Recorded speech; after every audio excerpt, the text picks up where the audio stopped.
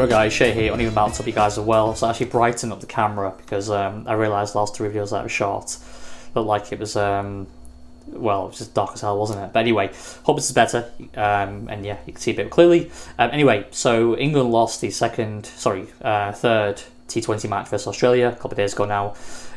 Today's Thursday, and lost on Tuesday by 5 wickets to Australia. Changed on both sides. England lost Josh Buttler, man of the moment, Josh Buttler, who's obviously in fantastic form, lost him, and lost captain Owen Morgan as well, has that finger injury. I'm not sure it's dislocation or not, but he actually had that finger injury from the second T20. Anyway, so he didn't play.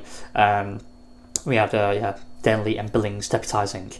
The team obviously without already Stokes and Roy, etc. You could argue Joe Root, but he's not part of the squad, so let's not really say John Root.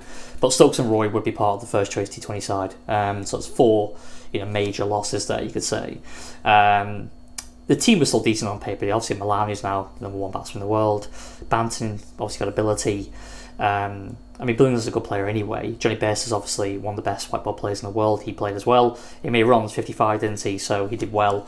But yeah, I think 146 was it, I think. 145 he made in that first innings. I believe at par, not par, but a decent total on that wicket. A strong total is 175. I think the 160s that we've posted in the first two matches, I think teams, you could have crept up a little bit higher than that, I think. Both England and Australia, as obviously they both batted once each, haven't they? First, but anyway, 145 I thought wasn't enough. Granted, we had Archer, Warden, Moeen and Rash still playing, and Jordan, and Tom Curran were all there, but still, it wasn't to be. I felt that wasn't going to be enough to defend that total, and it wasn't. Australia had some changes. Alex Carey came out, Matthew Wade came in, Warner dropped out along with Cummings, and Hazelwood, and who was the other player? Mitchell Marsh made the winning knock, didn't he? 39, 36 balls, so he did very well.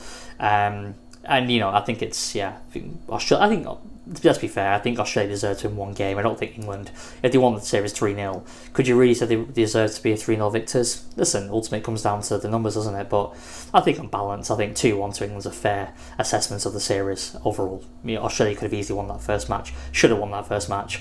But I think 2-1's fair on England really to win the series. Anyway, highlights based on May 55, which is great to see. You obviously want to make a score in that series, especially after the calamity wicket he conceded, his wicket in that second T20.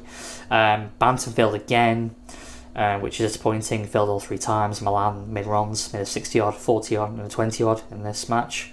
So he's done well. Obviously, he's rated number one T20 batsman in the world. I think Banton's going to definitely be the first one to make way for when Roy's fully fit again, which is now, it seems like. He's obviously part of the ODI squad, which I'll talk about in another video. But yeah, it was a good performance overall. I think, obviously, Moeen Ali captaining, I think, there, he did okay, I thought. I wouldn't have really gone back to Wooden Archer in the latter part of the innings. I would have, the ball was turning, I would have carried on. With his bowling option, with his spin options. Rashid bowled his full four. Moeen bowled just a one over again, didn't he? I did think I did see that. Yeah, he did. He bowled just a one over, and Joe Denley bowled the one as well. I wonder about Moeen now. Obviously, he batted 5 in this match and made 20 odd, but I don't see him just a kind of a one. I don't think he's good enough as a batsman just to justify bowling just a one over. I think if you're going to do that, then honestly, I think there's a case for Joe Root to take his place. I think Joe Root could bowl one over, as he showed in that T20 final. I think he can bowl that one over, and he's a far, far, far better batsman. So I think they're going to have to say what they're going to do with Moeen, because he's going to be bowling, continuing this kind of role, middle order batsman, expected to make runs and bowl the odd over. Then I would turn to Joe Root immediately, personally. I think he can play that role far better.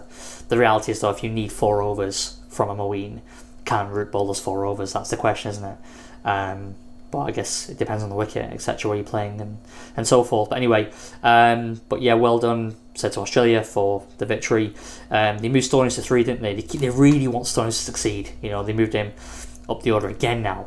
They're really trying to work out where his best position is. And I said before, I think in the last video, when I was covering the second T20, that I think that it needs to be in the top 3. Minimum has to be, because that's where he makes runs domestically, on the BBL, etc. So I think he needs to bat top 3 to get the best out of him. He made 20 to 26, 26 of 18 balls, decent strike rate. Maxwell failed again, made 6 off 11 balls. Stephen Smith batting at 5, which there's no point playing him really, is there? I just don't think he's a T20 finisher. I appreciate just testing out different options, but I maybe have let Carey come back to maybe come down the order again, just kind of give him a bit of confidence, and maybe Smith could have dropped out in this dead rubber game. But anyway, that's it really, isn't it? It was a good match, but yeah, I think Australia, I know they won, they lost over with 3 balls to spare. It was a fairly comfortable victory when Ageas got set along with Mitchell Marsh. So that's it really.